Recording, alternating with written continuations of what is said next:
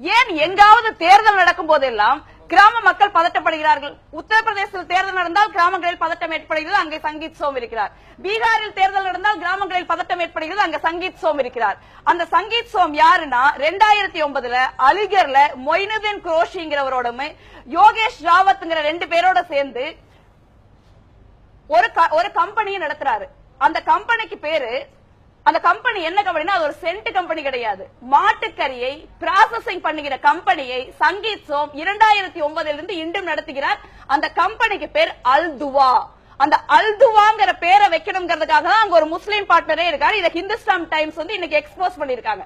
நாங்க திருப்பி இந்த தேசத்தில் இருக்கிற இந்துக்களுக்கும் இந்தியர்களுக்கும் காங்கிரஸ் கட்சியும் இல்ல என்னை போன்றவர்களும் சொல்வது என்னவென்றால், இவர்கள் அனைவரும் உண்மையான ஜீவகாருண்யம் பேசுகிறவர்கள் அல்ல.